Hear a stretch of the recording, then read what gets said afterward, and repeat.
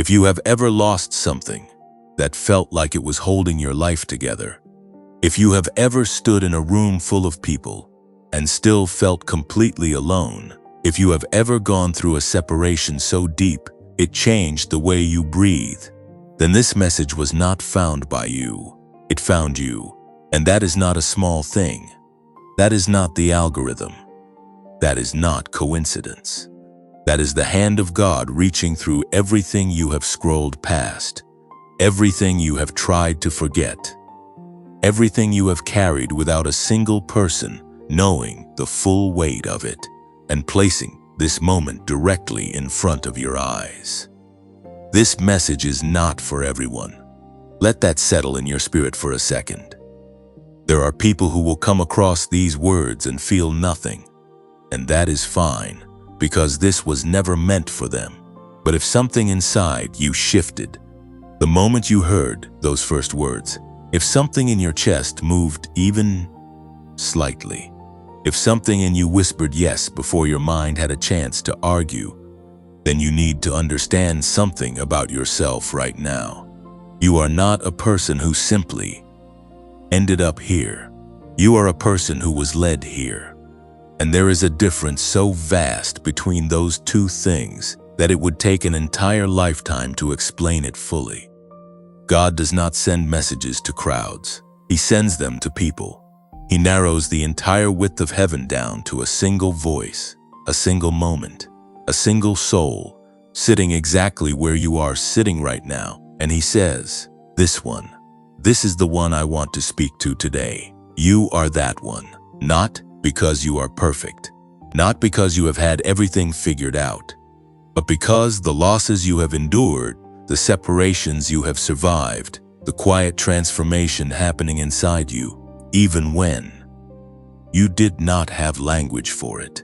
All of it has been preparation. All of it has been the shaping of someone God is about to use in a way that will leave even you speechless. The book of Isaiah, chapter 43, verse 1, carries words that were written thousands of years ago, and yet they land on your life today with the weight of a fresh word. It says, "But now, this is what the Lord says, He who created you, He who formed you, do not fear, for I have redeemed you, I have summoned you by name, you are mine." He summoned you by name, not by category, not by situation, not by what you did or did not do, by name. Your name is in the mouth of God, and the miracle that this message is pointing toward has your name written all over it. If you have been through loss, type 999 in the comments right now. Not as a superstition, not as a ritual, but as a declaration. As your way of saying, I am here, I am listening, and I believe that what God is about to speak into my life is greater than anything I have lost. 999 is a number of completion and divine transition. It means something is ending so that something far greater can begin. And if that resonates with where you are standing, today, let it be the first act of agreement between your soul and what heaven is releasing over your life in this very moment. Because here is what no one may have told you during the hardest chapters. The people who walk through the deepest losses are not the people God has abandoned. They are the people God is preparing for the greatest assignments. The separation you went through, whether it was a relationship, a season, a version of yourself you had to leave behind, that was not the end of your story. That was the turning of a page. And the chapter you are entering now is one that the enemy fought so hard to keep you from reading, because he has already seen how it ends, and it ends with you standing in the fullness of everything God promised. You were not broken by what you went through. You were broken open. And there is a difference that changes everything. Broken means finished. Broken open means ready. Ready to receive, ready to rise, ready to walk into the miracle that this message is the very beginning of. Before we go any further, if this message is already speaking to something deep inside you, do something simple right now. Like this video, so that heaven's algorithm can carry it to every other chosen one who needs to hear it today. Share it with someone whose name just came to your heart, because that name came to your mind for a reason. Subscribe to this channel if you have not already, because what is being released here is not a one-time word. It is a continuous stream of revelation, designed specifically for people like you, people who have been through the fire and are ready for the crown. And if you want to go even deeper, to sow a seed into this ministry and partner with what God is building here, the link is in the description and in the pinned comment below. Every seed you plant in faith is a declaration that you believe your harvest is coming, and it is. You are not late. You are not forgotten. You are not too far gone. You are exactly where God knew you would be when He planned this moment before the foundation of the earth. And what He has prepared for you, what He has been holding in reserve through every season of waiting, is finally on its way to your door. This is only the beginning. There is something the most ancient spiritual traditions have always known about people like you, about the ones who have been called out, set apart, refined through loss and silence in seasons that seem to have no end. They have always known that the chosen carry a different frequency, not as a metaphor, not as a poetic way of speaking, as a literal, measurable, scientific reality that researchers are only now beginning to fully understand and document. Here is what the science is beginning to confirm about the people God has marked for greatness. Inside the human brain, there are electrical patterns called brainwaves. These waves operate at different speeds, and each speed is associated with a different state of mind, a different level of access to creativity, to clarity, to problem solving, to peace. Most people spend the majority of their waking lives locked in beta waves, which are the fast, anxious, reactive patterns associated with stress and overthinking, and the feeling that you are always behind and never quite enough. But there is another frequency, a higher one that researchers have found in extraordinary abundance in the brains of children, in moments of deep, creative breakthrough, and in the minds of people who consistently operate at a level that others cannot explain. That frequency is called gamma, and before that, in the transitional state that opens the door to gamma, there's theta. Theta waves operate between 4 and 8 cycles per second, and they are the waves associated with deep intuition, with rapid learning, with the kind of spiritual receptivity that allows you to hear what others cannot hear and see what others cannot see. Scientists have found that most adults have almost entirely lost access to their theta state. The demands of daily life, the accumulation of stress, the weight of loss and disappointment, all of it gradually locks the brain out of the very frequency it was designed to inhabit. But here is what is remarkable about the chosen ones. The people who have been through the deepest valleys are often the people whose brains are most primed, most ready, most close to a breakthrough in frequency. Because suffering, when it does not destroy you, recalibrates you, and you, chosen one, were not destroyed. You are still here, which means your brain is closer to this breakthrough than you may realize. This is where the work of Dr. James Rivers becomes something you need to hear about.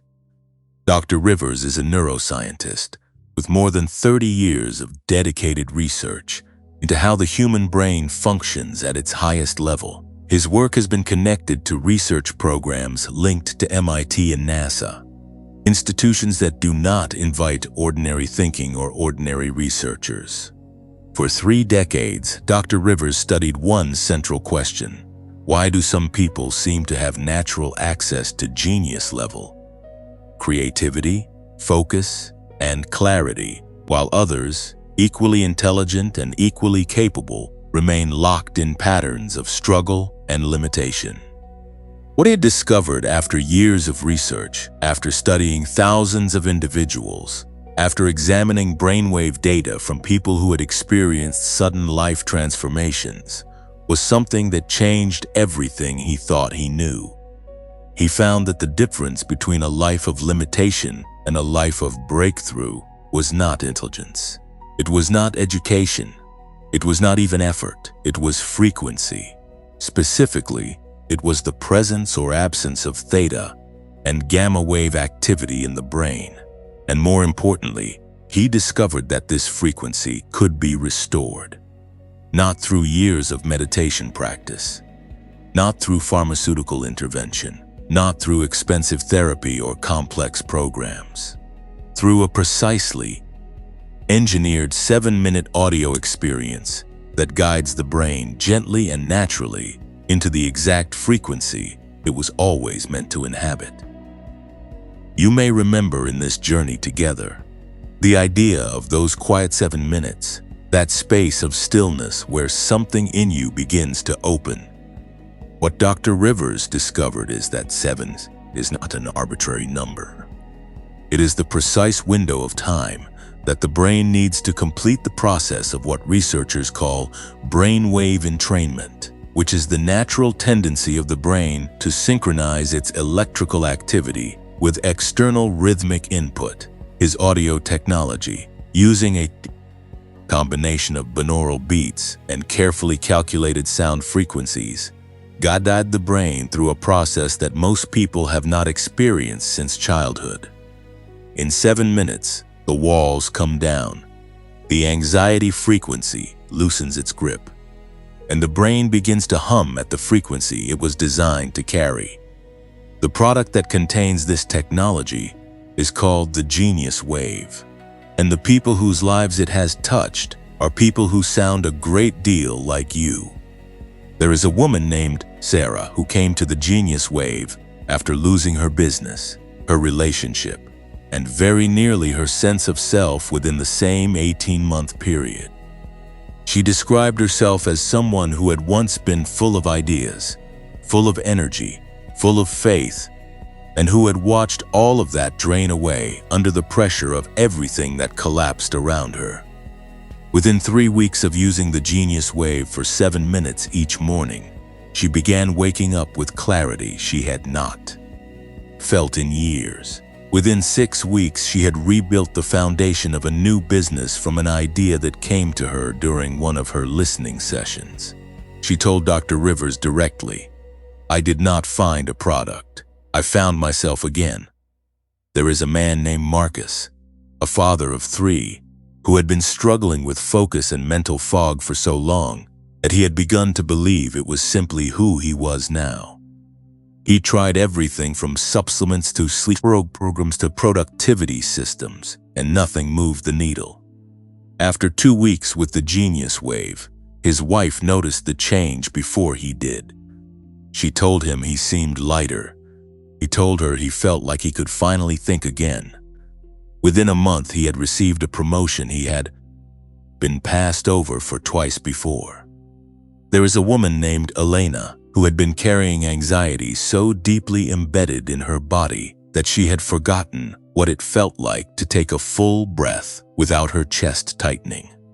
The genius wave did not fix her life overnight, but it gave her brain access to a frequency where healing could begin, where her mind stopped fighting itself, where for 7 minutes each day she touched something that felt, in her own words, like grace. Now, before we talk about how you can access this for yourself, there is something I want to acknowledge directly. You may be sitting there thinking that $39 is not nothing. And you are right, it is not nothing. Money is real, resources are real, and the idea of spending anything when life has already taken so much from you is something that deserves to be honored, not dismissed. So let me speak to that honestly. $39 is what the Genius Wave costs today through the specific link in the pinned comment below this video. The regular price is $49. But right now, for a limited time, Access has been made available at $39 specifically because Dr. Rivers believed that the people who need this most should not be priced out of it. That $39 comes with a 90-day money-back guarantee. Not 30 days, 90, which means you have 3 full months to listen, to experience, to allow your brain to recalibrate. And if at any point in those 90 days you do not feel that something has genuinely shifted, you receive every dollar back. No questions, no process designed to exhaust you into giving up. A full return. Because Dr. Rivers is not selling you a hope. He is offering you a proven experience and standing behind it completely. However, there is something critical you must hear right now. Because the Genius Wave has been shared in communities like this one, there are counterfeit versions circulating. Copies that use similar names, similar language, and completely unverified audio files that have nothing to do with the genuine technology Dr. Rivers spent 30 years developing. These fake versions will not give you access to the real brainwave entrainment frequencies. They will give you nothing except the feeling that something that was supposed to work did not work. And that feeling is a lie the enemy has designed to keep you from your breakthrough. The only safe, verified, genuine source for the Genius Wave is the single link in the pinned comment below this video. Do not search for it elsewhere. Do not purchase from any other source. That link and only that link takes you to the official access point where your purchase is protected, your guarantee is honored, and your experience is real. And because the reduced price of $39 is part of a time-limited release, it will not remain available indefinitely. The window is open right now, but windows do not stay open forever. The chosen one who acts on what God places in front of them in the moment it is offered is the chosen one who walks into the breakthrough. The one who says, "I will come back to it later," is the one who returns to find the door has shifted. Your frequency is waiting to be restored. Your brain was built for this, and the tool to unlock it is one click away. There is a moment in every chosen one's journey where the external noise finally falls away and something deeper takes over. Not louder, deeper. Like a current moving beneath the surface of a river that looks still from above, but is carrying everything underneath with tremendous, quiet power. You are in that moment right now. And what needs to be said in this space is not about products or prices or decisions. It is about who you actually are beneath everything that has happened to you, beneath every label that was placed on you, beneath every season that tried to convince you that the best of your life was already behind you. Because the enemy has been very strategic about the story he has tried to write over your life. He did not come at you all at once. He rarely does. He came gradually, through disappointment layered on top of disappointment, through relationships that drained more than they gave, through doors that closed at what felt like the worst possible moments, through years that passed and left you wondering whether the version of yourself you once believed in was ever real at all. He came through the voice in your own head that learned to speak his language so fluently that you stopped recognizing it as foreign. You started to believe it was just your own thoughts, your own conclusions, your own honest assessment of your limitations. But that voice was never yours, and those conclusions were never the truth. The book of Jeremiah, chapter 29, verse 11, carries one of the most powerful reminders ever spoken from the mouth of God to a people who had lost everything and were sitting in the middle of a foreign land, wondering if God had forgotten where they were. He had not forgotten. He spoke through the prophet and said, "For I know the plans I have for you, declares the Lord, plans to prosper you and not to harm you, plans to give you hope and a future." He did not say he had plans for the version of you that had it all together. He did not say he had plans for you once you figured out your issues or cleaned up your history or proved yourself worthy of his attention. He said he knew the plans. Past tense awareness of a future tense reality, which means that before you walked into the hardest season of your life, God had already mapped the way through it and marked the destination on the other side. You need to let that breathe inside you for a moment. The suffering you experienced was not evidence that God lost track of you. It was not proof that you were on the wrong path, or that your faith was too small, or that something fundamental about you was broken beyond repair. The exile that Jeremiah was speaking to was a people in captivity, in loss, in displacement so severe that everything familiar had been stripped away. And into that exact condition, not after it was over, but right in the middle of it, God sent the word that said, "I have not changed my plans, hope, and a future." Those were not words for when things got better. Those were words for right now, in the middle of the mess, in the middle of the waiting, in the middle of the not yet. That is where you are. And that is precisely where this word is reaching you. There is something that happens to the chosen ones in seasons of deep loss that does not happen to people who have never been tested in that way. There is a stripping.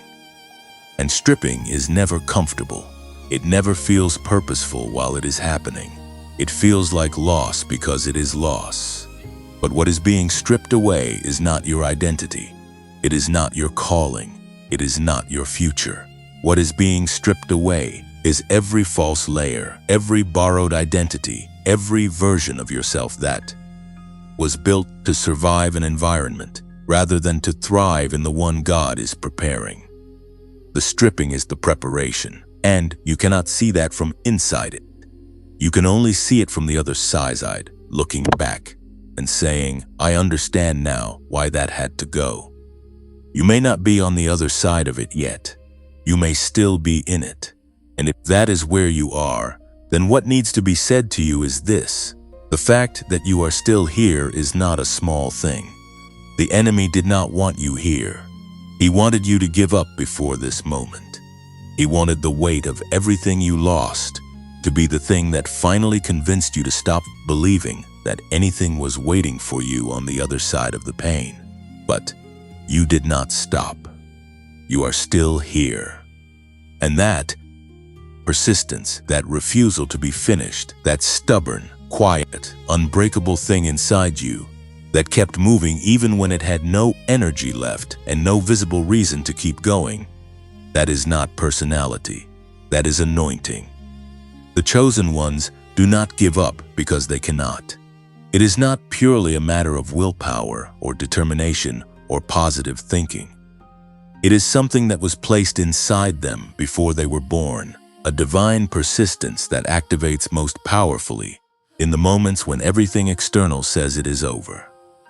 When Job sat in the ash heap having lost his children, his wealth, his health, and the sympathy of his own wife, the thing that kept him from being finished was not his circumstances. His circumstances were catastrophic. It was the thing inside him that had been placed there before the trial began. The same thing is inside you. It is why you are still watching. It is why you are still listening. It is why something in you keeps leaning forward even when your mind is exhausted and your heart is worn. God does not choose the unbreakable. He chooses the ones who break and then, somehow, impossibly, keep going anyway. Because those are the ones whose testimony carries the kind of authority that changes rooms. Those are the ones who can sit across from someone in the deepest pit of their life and say, "I know this place. I lived here. And I can show you the way out because I found it." Your pain is not wasted. Your loss is not the end of the sentence. It is a comma. And what comes after the comma is the part that justifies everything that came before it. There is a frequency to this kind of resilience. And this is where the natural and the supernatural meet, in a way that is impossible to separate cleanly. Because the same God who wrote your name in the Lamb's Book of Life also designed the human brain with extraordinary capacity for renewal, for recalibration, for returning to a state of clarity and creative power that the pressures of life can suppress but never permanently destroy. What has been closed can be reopened. What has been dimmed can be brought back to full brightness. What has been scattered can be gathered. The brain that carried you through your hardest season is the same brain that is capable of operating at the highest frequency of its design. And that frequency, once restored, does not just affect how you think. It affects how you see, how you hear, how you receive what God is trying to place in your hands. Because here is what the enemy does not want you to understand. Your breakthrough is not being withheld from you because God is withholding it. It is being delayed because the instrument through which you are meant to receive it, your mind, your perception, your capacity to recognize and act on what heaven is sending, has been running below its designed frequency for so long that the signals are getting lost in the static. You are being called to a higher channel. And everything that has happened, every loss, every stripping, every season of silence, has been moving you toward the moment when you are finally ready to tune in at the frequency where God has been broadcasting your miracle all along.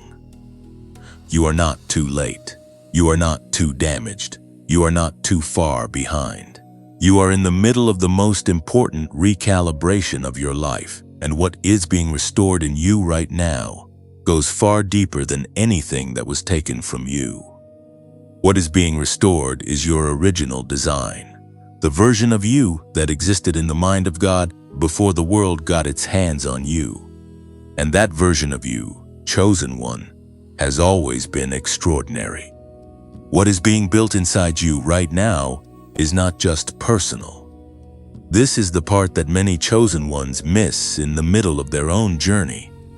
Because when you are in the center of your own transformation, it is almost impossible to see past the edges of your own pain, your own questions, your own waiting. But there is a wider picture. And in that wider picture, your life is not just a story being written for your own benefit. It is a story being written so that someone else, someone who is standing exactly where you once stood, can look at what God did with your broken pieces and find the courage to believe that He can do the same with theirs. This is the architecture of divine purpose. God does not save one person simply to save that one person. He saves one person and then uses that person as a living testimony, a breathing proof, a walking declaration that what He did once He can do again and again and again. Your breakthrough is never just yours. The miracle that is coming toward you carries within it the seeds of someone else's miracle. The clarity you are about to step into will become the words you speak over someone sitting in the darkness you once lived in. The frequency you are being recalibrated into right now is not just for your own peace. It is for the lives that will be touched by the version of you that walks in the fullness of everything God designed you to carry. And this is why the enemy has fought so hard to keep you locked in the story of your losses. Because a chosen one who knows who they are is dangerous to his plans. Not mildly inconvenient, genuinely dangerous. A chosen one who walks in clarity, in creative power, in the kind of focused spiritual authority that comes from a mind operating at its highest frequency.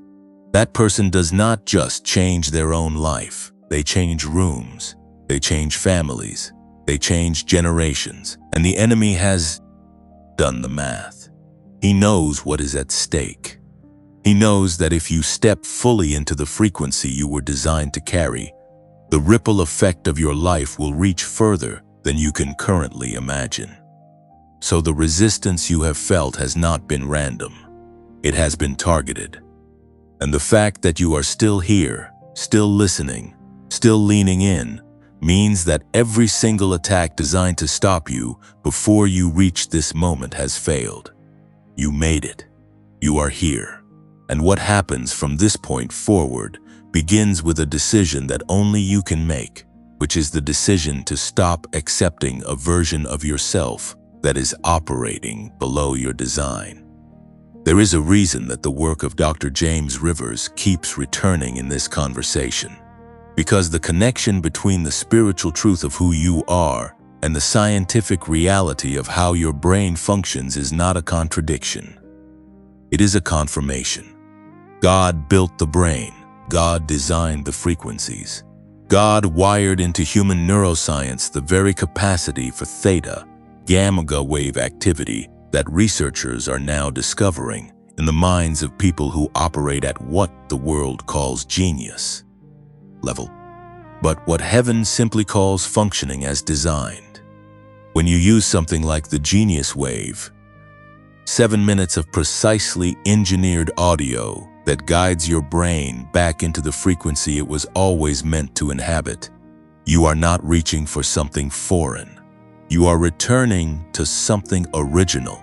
You are coming home to the version of your mind that God built before the world had a chance to bury it under stress and loss and years of running at a frequency that was never meant to be permanent.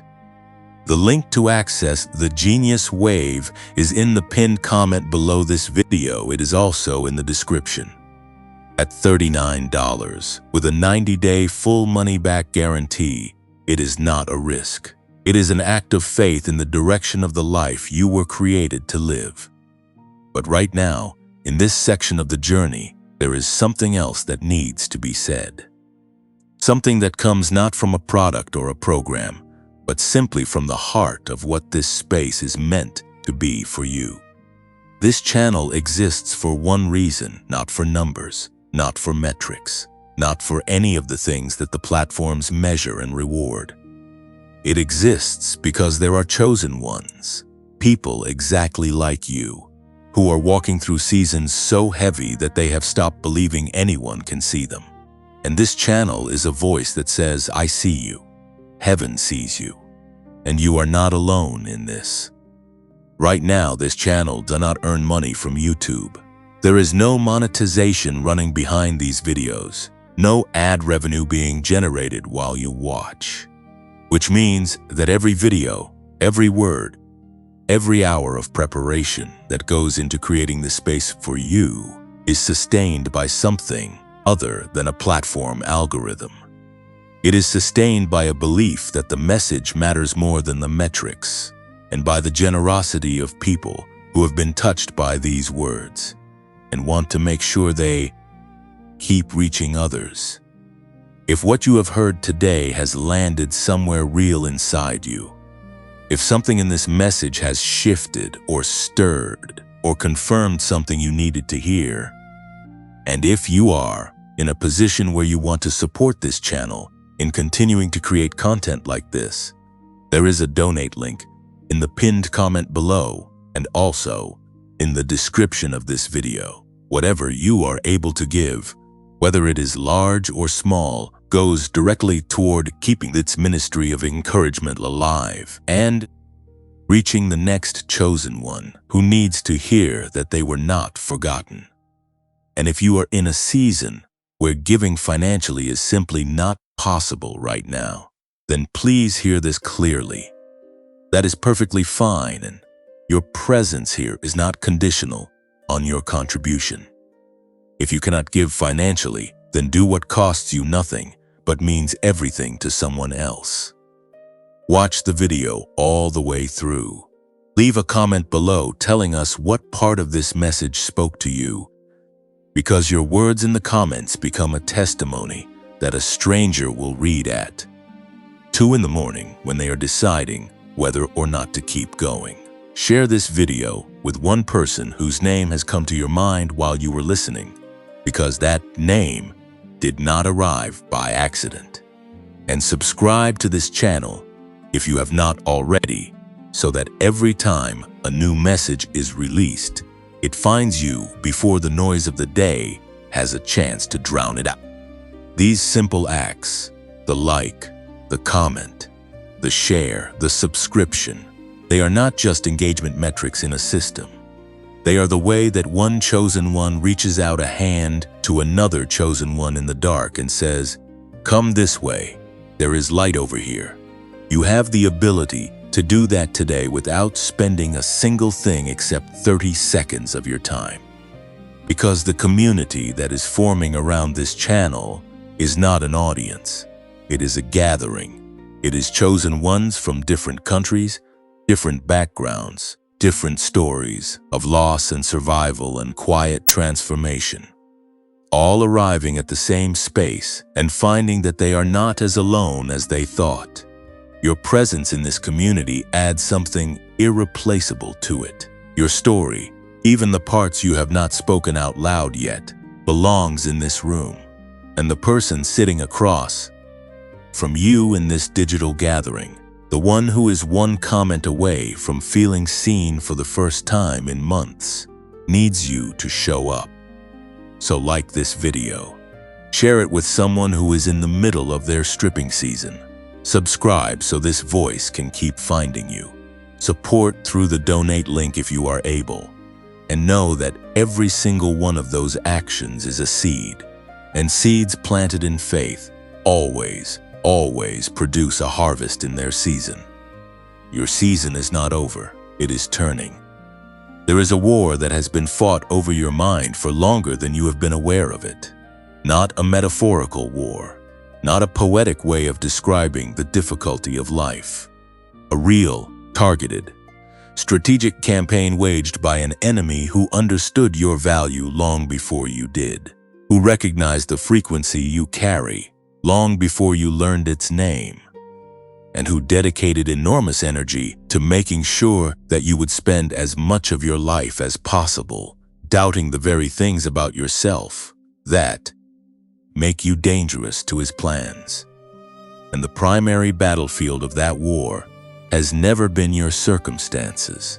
Your circumstances have been the weapons, but the battlefield has always been your mind. Because the enemy knows something that takes most people decades to understand, which is that a chosen one who is confused about their identity is a chosen one who is neutralized. Not destroyed, neutralized, still breathing, still functioning, still going through the motions of a life, but cut off from the source of power that was always meant to flow through them, cut off from the frequency, cut off from the clarity, living in a reduced version of themselves that feels normal only because they have forgotten what full capacity actually feels like. This is why the attacks on your thought life have been so relentless. This is why the voice of doubt has been so persistent, so familiar, so well acquainted with your specific wounds and your specific fears. It was not random criticism. It was a study. The enemy studied you. He learned which lies you were most likely to believe, which memories he could use to build a case against your future, which relationships and losses and failures he could arrange into an argument that the best version of you was never real and was certainly not coming back. And he has been making that argument in the language of your own thoughts for years. But here is what he could not study his way around. Here is what no amount of strategic opposition could ever change. The word that God spoke over your life before you were born does not expire. It does not depreciate with time. It does not become less true because circumstances have contradicted it for a season. The promise does not weaken because the waiting has been long.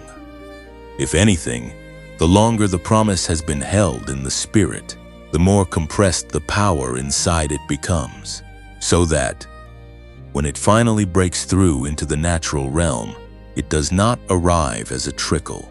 It arrives as a flood. The book of Romans, chapter 8, verse 31, asks a question that is not really a question at all. It says, "If God is for us, who can be against us?"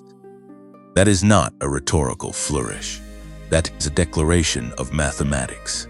If the God who created the heavens and the earth, who set the stars in their courses and called the galaxies by name, if that God has decided that He is for you, then the combined force of every opposition you have ever faced, every enemy, every circumstance, every voice of doubt, including the ones inside your own head, all of it together, does not add up to a force capable of overturning what God has decided. Who can be against us? The answer the text implies is no one. Nothing. No force in heaven or on earth or beneath the earth that carries enough weight to outmatch the God who stands for you. You need to hear that not as theology. You need to hear it as personal. God is for you, not for humanity in a general sense while you specifically remain in question, not for the idea of chosen ones while your particular case is still under review. For you, the you who has made mistakes, the you who has doubted, the you who has gone silent in seasons when you should have spoken and spoken in seasons when silence would have served you better, the you who has fallen and gotten up and fallen again and wondered at some point whether the getting up was even worth it anymore. God looked at all of that, the complete unedited version of your entire story, and He made a decision. And the decision was for you. Now understand what this means for the war that has been fought over your mind.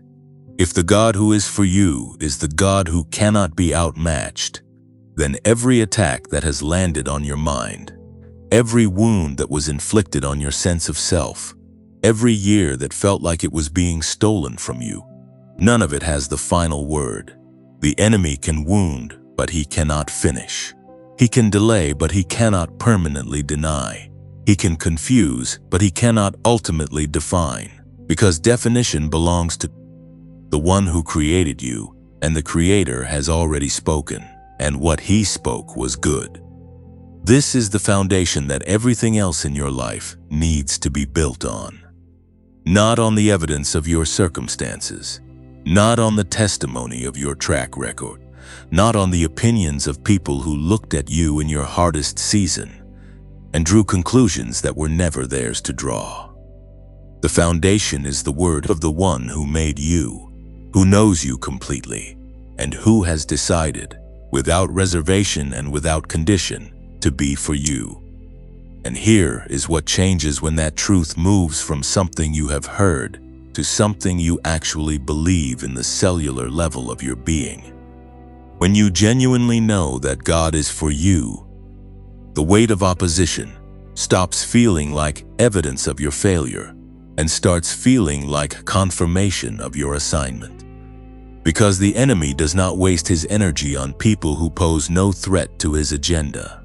The intensity of the resistance in your life is directly proportional to the magnitude of what God has placed inside you. Small targets receive small opposition. The kind of warfare that has been waged against your mind, your peace, your identity, your sense of future. That level of targeted opposition is reserved for people who carry something the kingdom of darkness genuinely fears. You were not attacked this much because you are weak. You were attacked this much because you are a threat. Let that shift something in the way you read your own story. Every season of overwhelming pressure, reread it now not as evidence of your inadequacy, but as evidence of your assignment. Every time the enemy came at your mind with unusual force, understand now that he was not punishing you randomly. He was trying to neutralize a specific threat before it reached its full expression. He has been trying to stop something that God has been building in you across every season, including the ones that felt like pure loss. And the reason he has not succeeded, the reason you are still here, still listening, still carrying something unbroken in the deepest part of you, despite everything that tried to break it, is not because you are exceptionally strong in yourself. It is because the thing he was trying to destroy was not yours to begin with. It was placed in you by someone he cannot overpower. And what God places in a chosen one No enemy has the authority to permanently remove. This is the truth that the enemy has been working hardest to keep you from fully grasping.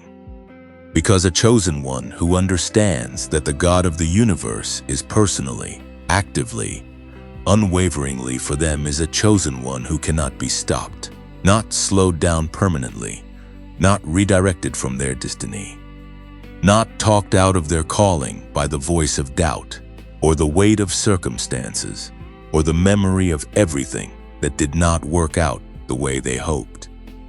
You carry something that the darkness cannot duplicate and cannot destroy. It was placed in you on purpose. It has survived everything that tried to remove it, and it is about to be expressed in ways that will make even you stand back and say, only God could have done this. Because only God could have taken what the enemy meant for your destruction and turned it into the very thing that launches you into the fullness of your purpose. That is not wishful thinking. That is the consistent pattern of how God works with the ones He has chosen. He takes the wound and makes it the weapon. He takes the loss and makes it the launching pad. He takes the very thing the enemy used to try to silence you and turns it into the loudest testimony in the room. Your loudest testimony has not been spoken yet, but it is forming and it is almost ready. What God is building in you right now is not a renovation. It is not a patch applied over the damaged places, or a cosmetic improvement to the surface of a life that remains fundamentally the same underneath. What God is building is something entirely new emerging from the ruins of what the old seasons left behind. And the difference between a renovation and a resurrection is everything. A renovation works with what was already there. A resurrection brings back what was declared dead and makes it more alive than it ever was before the tomb. You have been in a tomb, perhaps not literally, but in every way that matters to the lived experience of a human soul. You have known what it is to be in a place of waiting that felt indistinguishable from ending.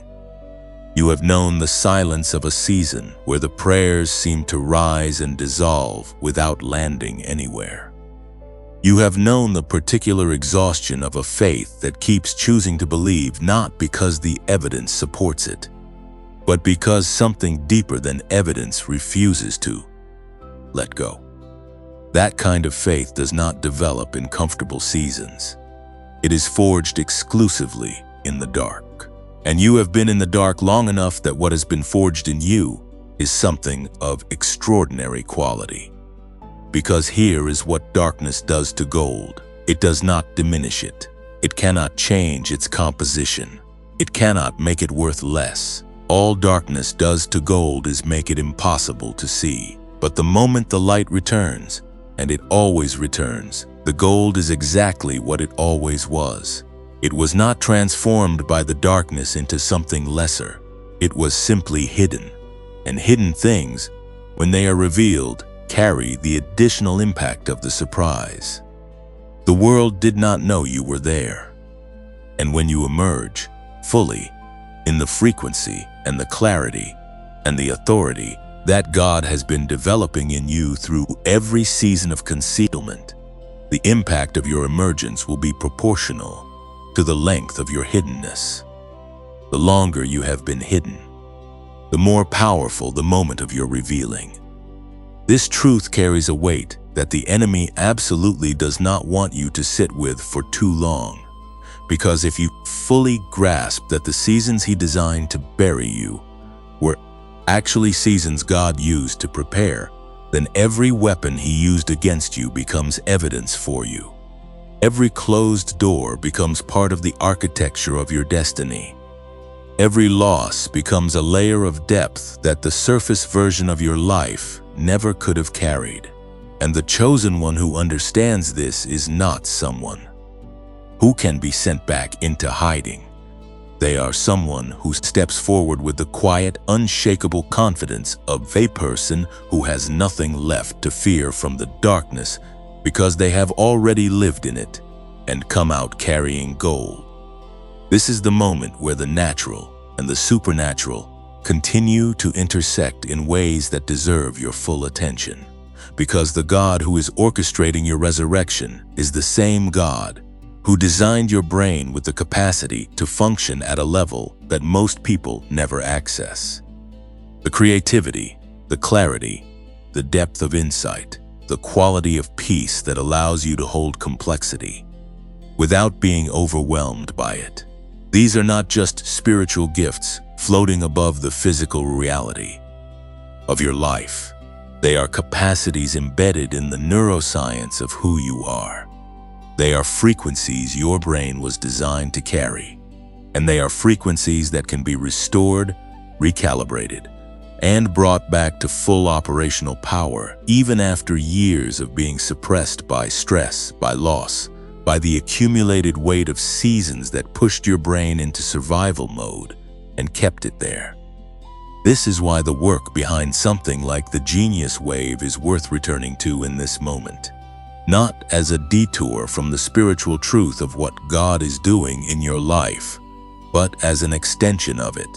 Because when Dr. James Rivers, with more than 30 years of neuroscience research behind him and connections to some of the most rigorous research institutions in the world, when he developed a 7-minute audio experience designed to guide the brain back into theta and gamma wave activity, he was not working against the design of the Creator. He was working with it. He was using the tools of science to restore what God built into the human brain from the beginning. The frequency of clarity, the frequency of creativity, the frequency of a mind that is no longer just surviving, but genuinely, fully, powerfully alive. If you have not yet looked into the Genius Wave, the link is in the pinned comment below and also in the description of this video. At $39, with a 90-day money-back guarantee that removes every ounce of financial risk from the decision, it is worth exploring as one of the practical tools available to you as you step into the season of your emergence. Because the chosen one who is walking into their greatest season deserves to do so with every resource available to them, spiritual and natural, working together in the same direction. And speaking of resources that are working in the same direction as your breakthrough, something needs to be said about this space itself and what it means to those of us who pour into it. This channel exists outside of the structures that most people assume fund content like this. There is no YouTube monetization running here, no ad revenue, no platform payment for the hours of prayer and preparation and care that go into each message. This channel runs on something simpler and something far more meaningful, which is the conviction that the chosen ones who find their way here deserve a consistent, genuine, unhurried voice speaking into their lives, and the generosity of people who have been touched by that voice and want to make sure it keeps reaching others. If what you have heard in this message today has met you somewhere real, if something in these words has confirmed what you have been feeling in your spirit but have not had language for, if you feel moved to support the continuation of this work, there is a donate link waiting for you in the pinned comment below and in the description of this video.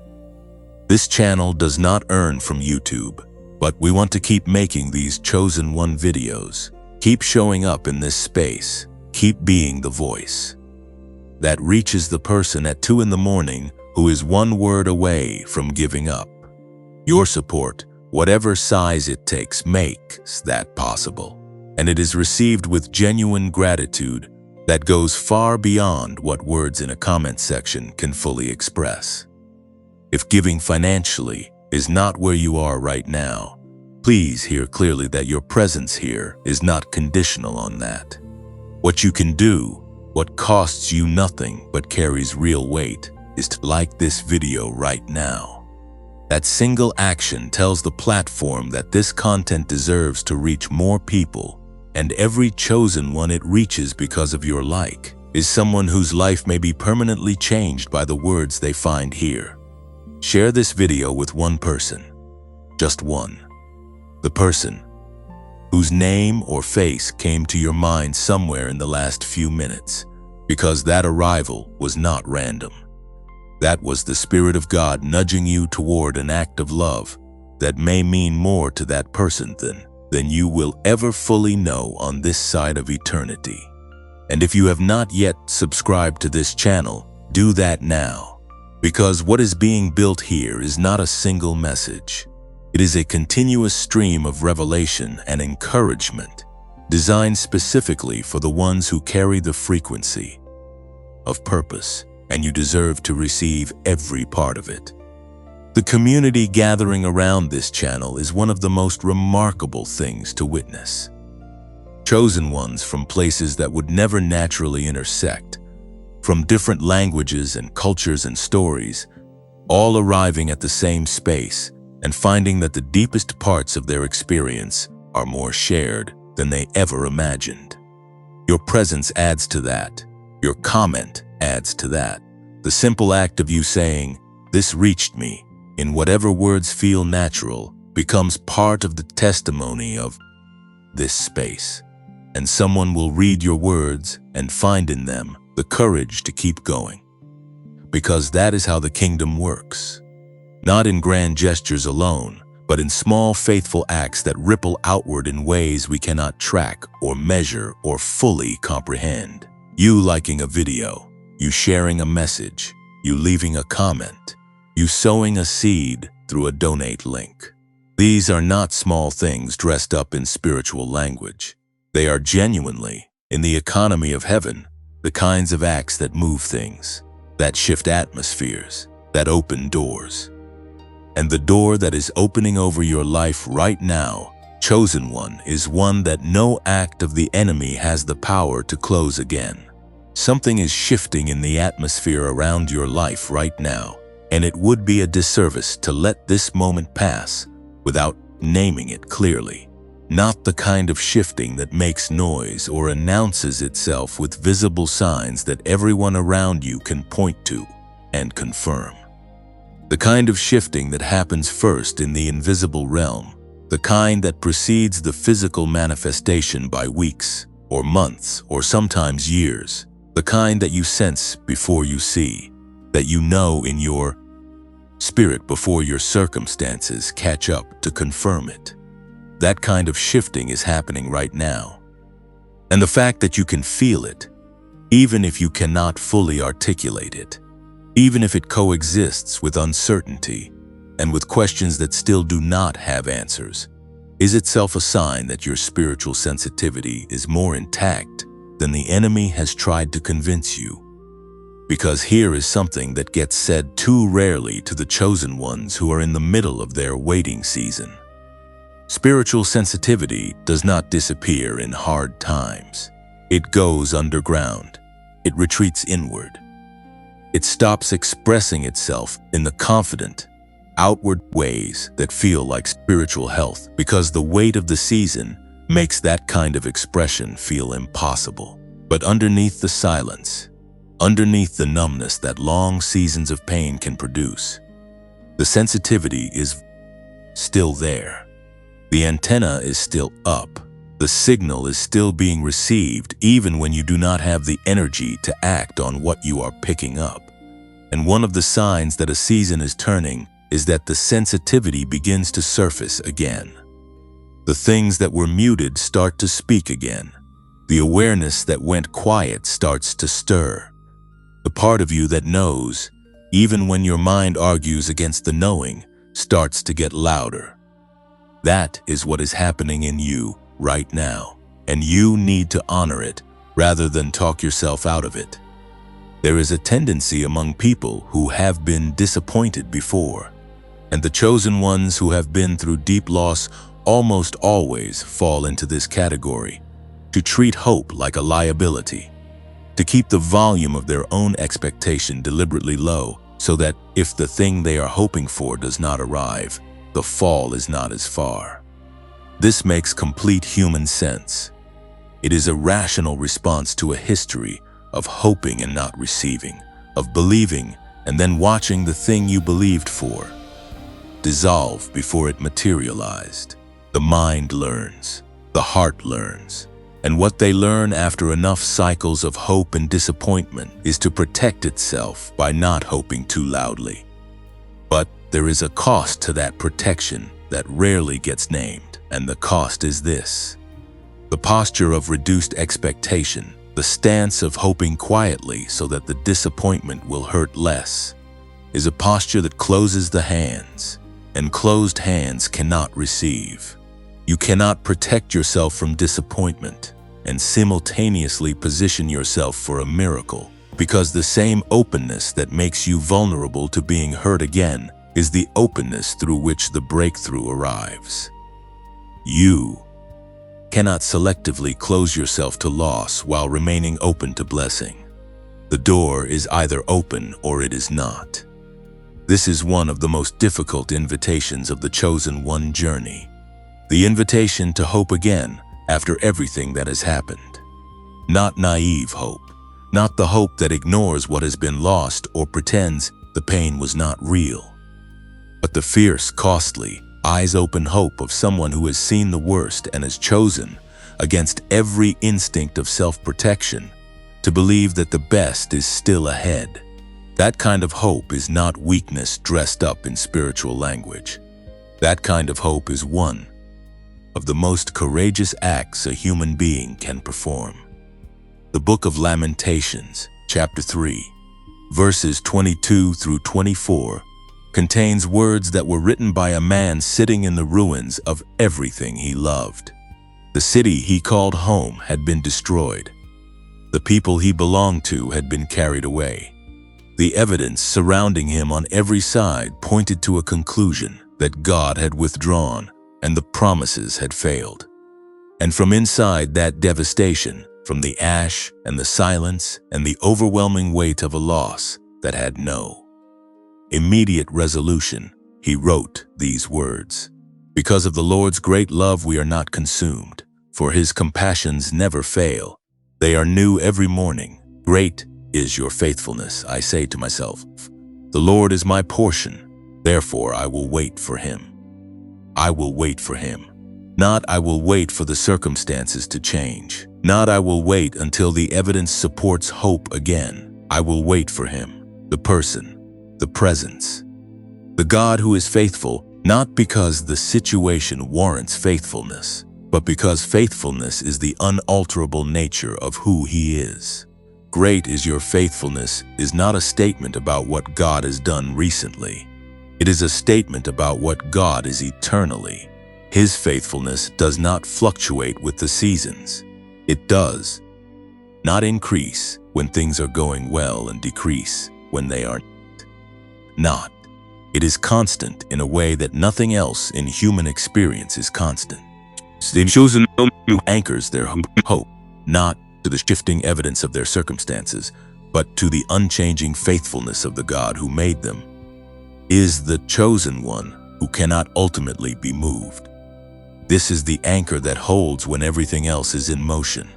Not optimism, not positive thinking, not the decision to look on the bright side of a situation that genuinely has no bright side visible yet. The anchor is the character of God, who is the same yesterday and today and forever, whose compassions are new every single morning, including the mornings that feel like they carry nothing new, whose faithfulness is great, not occasionally but consistently, not in easy seasons only, but in every season without exception. And here is what the man writing those words in the ruins of Jerusalem understood that took him to that place of declaration rather than despair. He understood that his circumstances were not the measure of God's faithfulness. His circumstances were the stage on which God's faithfulness was about to be demonstrated. The ruins were not the conclusion. They were the setting for the restoration, and the God who allowed the devastation was the same God who had already planned the rebuilding, who already knew the end of the story from the moment the walls fell. who was already moving in the invisible realm to arrange what would make the restoration not just possible, but inevitable. Your ruins are not your conclusion. They are the setting for your restoration, and the God who has been present through every moment of the devastation is the same God who has already planned the rebuilding down to details you have not yet thought to ask for. He is not scrambling to find a solution to your situation. He is not weighing your case and wondering whether you deserve another chance. He has already written the next chapter, and it carries within it the full weight of his faithfulness, which means it carries within it everything that was promised, everything that was delayed, everything that the enemy tried to steal, and more besides. The more besides is important. God does not restore people to exactly where they were before the loss. He restores them to something beyond where they were, because the journey through the loss has made them capable of carrying something they never could have held before it. The depth of your valley determines the height of your mountain, and the chosen ones who have been through the valleys you have been through are being prepared for mountains that would have been inaccessible to the version of them that existed before the journey began. You are not going back to who you were. You are stepping forward into who you were always meant to become. And the compassions of God, new every morning, faithful in every season, are the fuel that is going to carry you there. Not your own strength, not your own resilience, though that resilience is real and it is remarkable. The faithfulness of a God who decided before you were born that your story would not end in the ruins. It ends on the mountain, and you are closer to it than you know. There is a testimony that has been forming inside you across every season you have survived, and it is almost ready to be spoken out loud. Not the polished version that sounds good in a church service. Not the edited highlight reel that skips over the parts that are still too raw to say in public. The real testimony. The one that carries the smell of the wilderness in it. The one that has the weight of the waiting built into every word.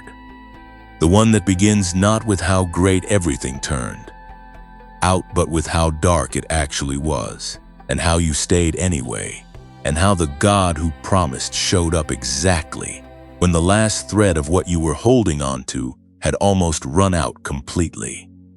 That testimony is being written right now, in this season, in the middle of what still feels unresolved, in the gap between the promise and the manifestation where most people lose their nerve and turn back.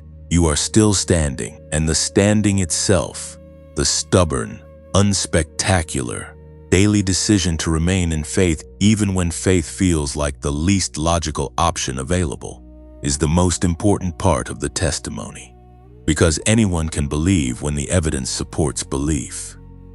The faith that moves mountains is the faith that believes before the mountain moves. This is the faith of the chosen ones throughout history who were called into promises that the natural world gave them no visible reason to hold on to.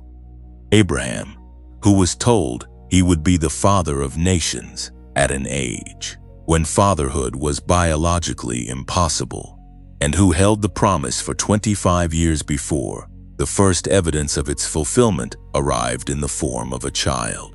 Joseph, who was given a dream of greatness and then spent the next 13 years in a pit, in a foreign country, in a prison, in the silence of a God who seemed to have forgotten the very dream he gave.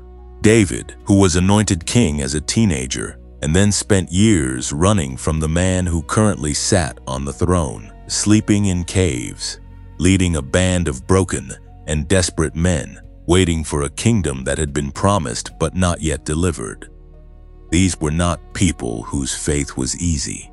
These were people whose faith was forged in conditions specifically designed to make faith feel impossible. And the God who led them through those conditions was not absent during the process. He was present in ways that did not always feel like presence, working in ways that did not always look like progress, preparing through seasons that did not always feel like preparation. And when the moment of fulfillment finally came, it came with a completeness and a power that the shortcuts would never have produced. Your season of forging is producing something of that quality, and it is almost complete. The book of Habakkuk, chapter 2, verse 3, carries a word that speaks directly into the experience of a chosen one who is holding a promise that has not yet arrived. It says, "For the revelation awaits an appointed time." It speaks of the end and will not prove false, though it linger. Wait for it. It will certainly come and will not delay. It will certainly come. Not it might come if the conditions are right. Not it will come if you perform well enough or believe hard enough or manage to. Avoid making any more mistakes. It will certainly come. The certainty is not in your ability to maintain perfect faith. The certainty is in the nature of the God who made the promise. He does not speak and then change his mind. He does not plant a promise in a chosen one and then abandon the harvest. What he has spoken over your life has an appointed time, and the appointed time is not subject to the enemy's interference, not subject to your performance history, not subject to the delays that the natural world has imposed on it. It is held in the hands of the one who sits outside of time and sees the end from the beginning. And he says of the thing he promised you, "It will certainly come."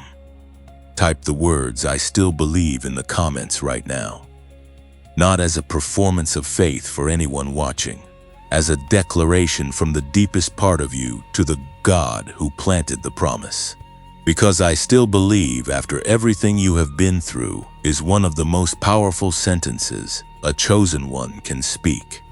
It says that the loss did not finish you. It says that the silence did not convince you that God had forgotten.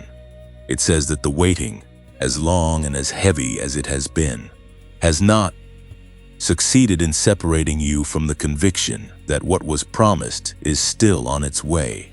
"I still believe" is the language of someone who has been tested at the level that produced testimony. And when that testimony finally comes, those three words will be at the center of it. Because the people who will be changed by your story are not looking for someone who had an easy journey and arrived at their destination without difficulty. They are looking for someone who went through what they are currently going through and made it out the other side carrying something real. They need to see that the wilderness does not have the final word. They need to see that the silence of God in a season is not the absence of God, but the hiddenness of God, working in ways that will only become visible when the right moment arrives.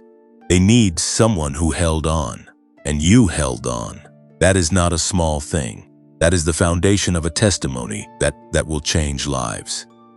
And this is why the enemy has not just fought against your circumstances. He has fought against your voice.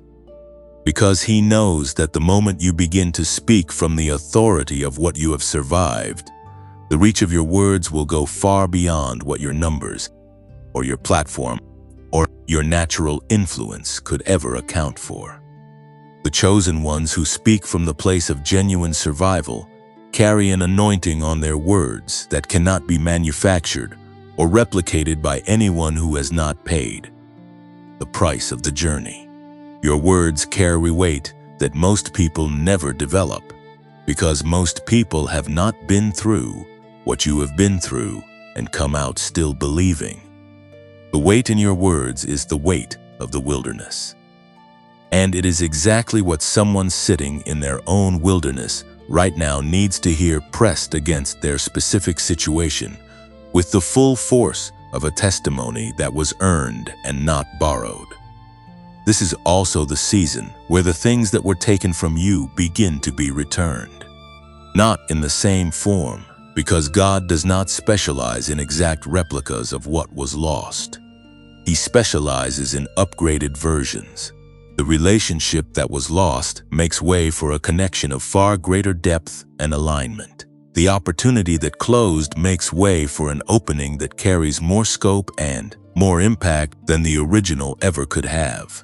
The season of lack makes way for a provision so specific and so generous that it could only be explained as something that was being held in reserve by a God who knew exactly what you would need and when you would need it. The return is always greater than the loss. That is not motivational language. That is the consistent pattern of how God works with the ones He has chosen and refined and held through the fire. What was taken from you is being cataloged in heaven. Every loss has been recorded. Every prayer spoken in the dark has been heard. Every night you cried without knowing if anything was listening has been answered by a God who was not only listening, but was already arranging the response. The response is now in motion. It has been in motion for longer than you realize, and the signs of its arrival are beginning to appear at the edges of your life, in the small things that shift unexpectedly, in the doors that open without your pushing, in the sudden clarity that arrives after months of fog, in the sense you have right now that something is different even if you cannot yet say what. Something is different.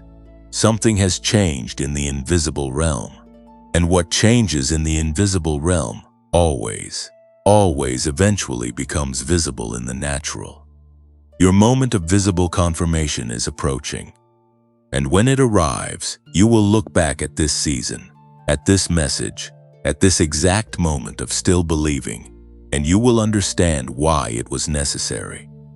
Hold on, chosen one. The certainty that is coming is almost here.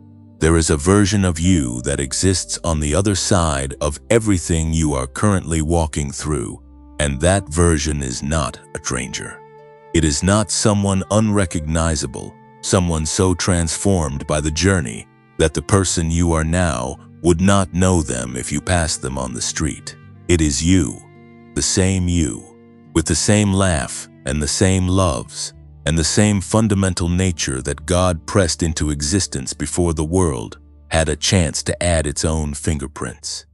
But it is you with the weight lifted, you with the clarity restored, you with the frequency fully operational and the purpose no longer a distant possibility, but a lived, breathing, daily reality that you wake up inside of every morning and recognize as the life that was always meant to have your name on it. That version of you is not a fantasy, it is a destination. And the distance between where you are standing right now and where that version of you lives is shorter than the enemy. The has spent years trying to convince you it is. Because the enemy's primary strategy in the final stages of a chosen one's preparation is not to introduce new opposition.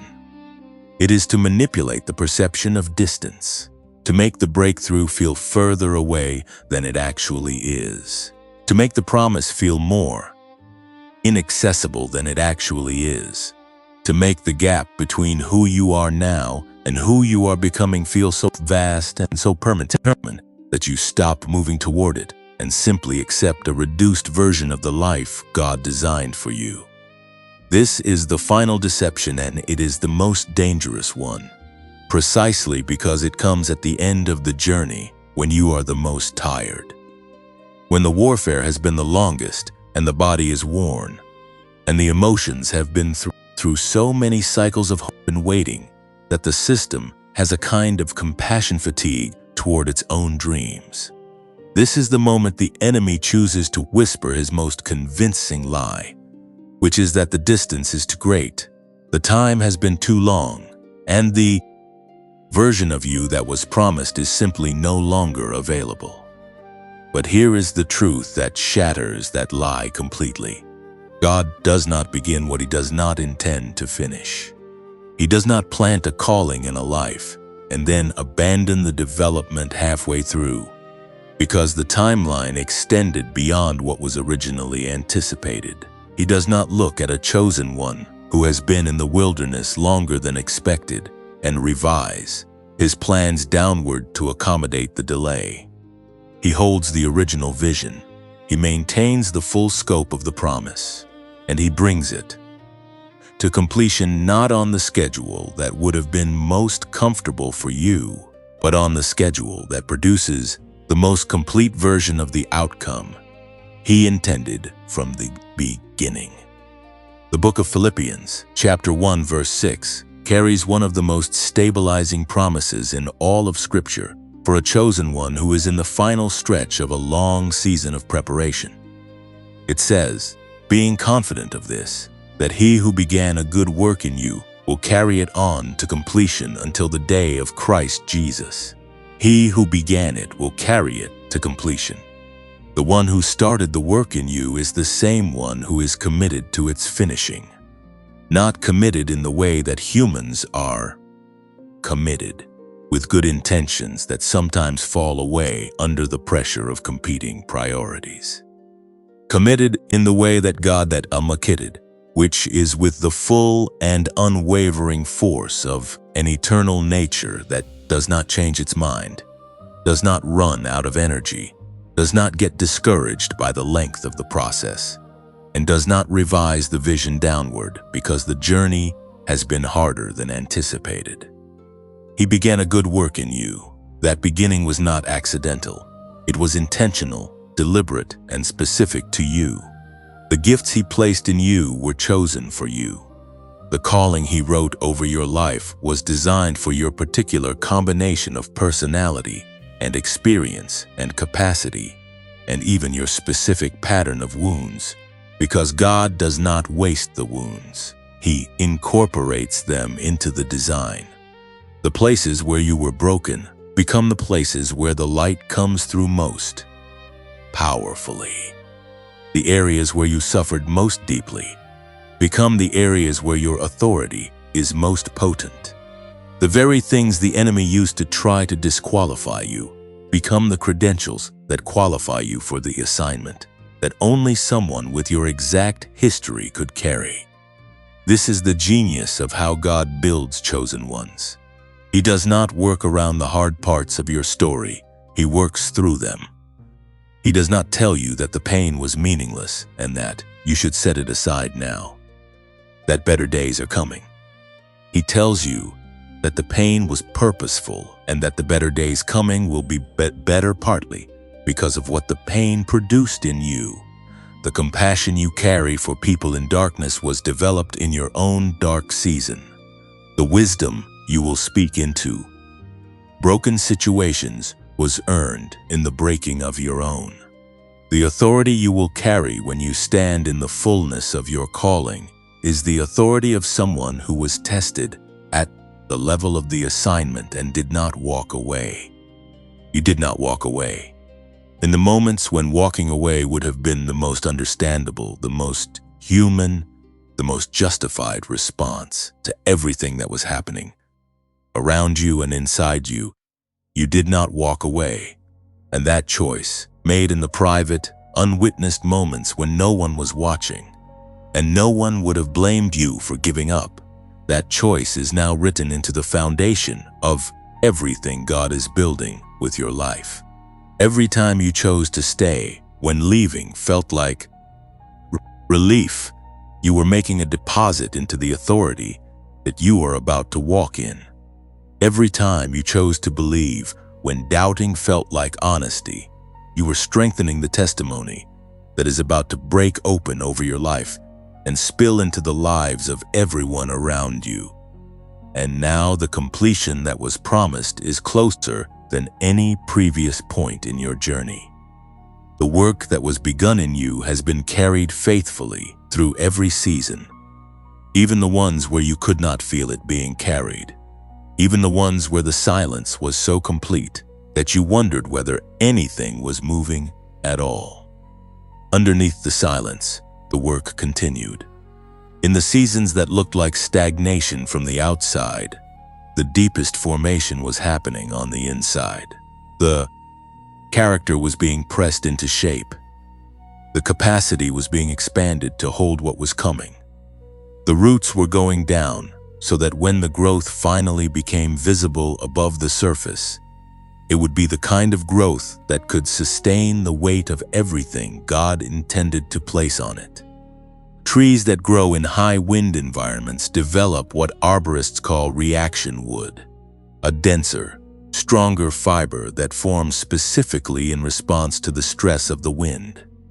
A tree grown in a protected greenhouse and a tree grown on an exposed hillside may look similar from a distance, but the internal structure of the windswept tree is fundamentally different. It can hold more weight. It can withstand more pressure. It can survive conditions that would destroy the greenhouse tree, because the very thing that seemed like it was working against its development was actually the mechanism of its strengthening. You are a windswept tree, chosen one, and what has grown inside you, in the exposed and difficult places of your journey, is a fiber of character and faith and perseverance that the comfortable life could never have produced. You are stronger in the broken places than you are in the places that were never tested. And the weight of the assignment that is coming, the scope of the purpose that is about to unfold over your life, requires exactly the kind of strength that only the wilderness produces. This is why the completion that God is bringing does not look like a rescue from above that lifts you out of everything you have been through and sets you down in a different life. It looks like a recognition from within, a dawning understanding that the life you are already in is the one being transformed, that the person you already are is the one being completed, that the story you are already living is the one being written toward an ending that justifies everything that came before it. The ending is being written, and it is magnificent, not because your circumstances will be perfect, or because every question will finally have an answer, or because the losses will be restored in ways that eliminate every scar, but because you will be standing in the fullness of who God made you to be, carrying everything the journey produced in you, walking in the authority of someone who was refined by fire and came out gold, living the life that was always written with your name on it before. The foundation of the world. The completion is coming. It has your name on it, and it will not be late. You have arrived at the place in this journey where something needs to be spoken, not just over your mind, and not just over your spirit, but over the entirety of who you are, over every part of you that came into this message carrying weight that was not yours to carry alone, over every part of you that has been waiting longer than felt bearable, over every part of you that chose to stay when leaving would have been easier and chose to believe when doubting would have felt more honest.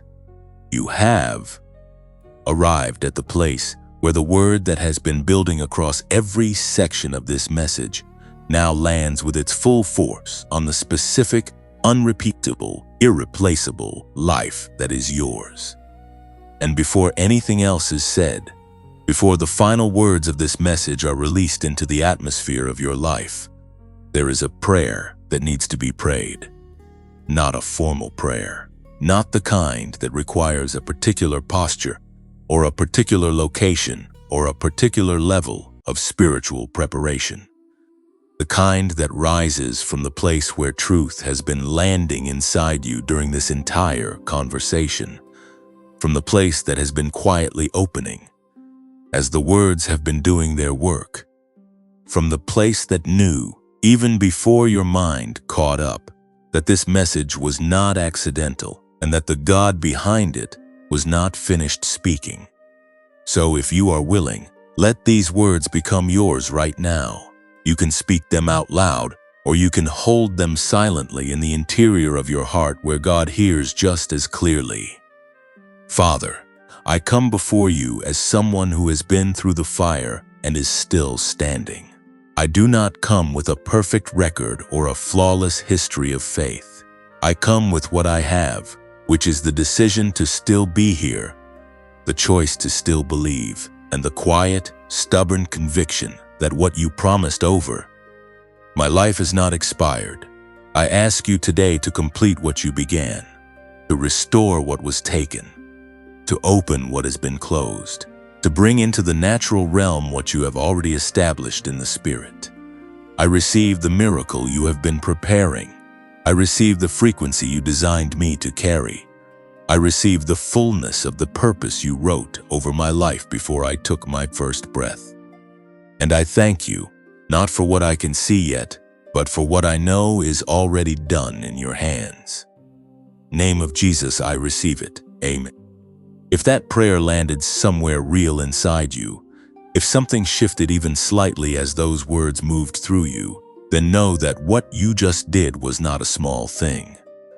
You just opened a door, and what comes through a door that a chosen one opens in genuine faith, with the full weight of everything they have survived pressing behind it, is something that heaven has been waiting to release into your life for longer than you know. This is the moment that the enemy has been trying to prevent from the very beginning of your journey. Not any single external milestone. This moment, this internal opening, this decision of the will and the Spirit together to say yes to the fullness of what God has prepared, to stop accepting the reduced version, to stop living at a frequency below what was designed, to stop carrying alone what was always meant to be carried in partnership with a God who has been for you from before you existed. You were chosen before the foundation of the world. That is not a phrase to be glossed over. Before anything was made that has been made, before the first word of creation was spoken into the darkness, before time itself had a shape or a direction, God knew you, He saw you, He planned for you. He decided that the particular combination of gifts and sensitivity and capacity and even wounds that would become you was exactly what was needed for the specific chapter of history you were born into. You are not here by accident. You are not here because the universe arranged itself randomly into a configuration that produced your existence. You are here because a God with a plan needed someone with your exact design to carry a specific part of that plan into the world. And the miracle that this entire message has been pointing toward is not something separate from you, that you are waiting to receive from outside. It is something that has been inside you all along, that has been waiting for the conditions of your heart to be ready to receive its full expression. The miracle is the you that God designed, finally, fully, operating at the frequency you were always meant to carry, doing the work you were always meant to do, living the life that was always written, with your name on it, being the person that only you can be in the world. That miracle is now in motion, and one of the practical dimensions of that motion, the natural dimension that works in partnership with the supernatural, involves giving your brain the tools it needs to operate at the frequency your calling requires. This is why the genius wave remains worth mentioning as this message comes to its close. 7 minutes a day. A precisely engineered audio experience developed by Dr. James Rivers across 30 years of neuroscience research. Theta and gamma wave. Activation that guides your brain back into the frequency it was designed to carry. At $39 with a full 90-day money-back guarantee, it is one of the most accessible investments you can make in the practical dimension of your breakthrough.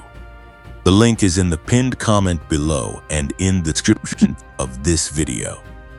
The chosen one who walks into their greatest season deserves every resource available to them, and this is one worth exploring. And then there is this space itself, this channel, this voice that has been speaking into your life across this entire message, and what it takes to keep it going. This channel is no longer monetized on YouTube. We made that choice because we believe these messages should reach the right people at the right moment, without the distraction of advertisements interrupting what God is trying to say. But that choice means that the continuation of this work depends entirely on something more meaningful than a platform algorithm. It depends on the generosity of chosen ones who have been touched by what they found here and who want to make sure it keeps reaching others. If this message has met you somewhere real today, if something in these words has confirmed what your spirit already knew but needed to hear spoken out loud, and if you are moved to support the continuation of this work, there is a donate link in the pinned comment below and in the description of this video.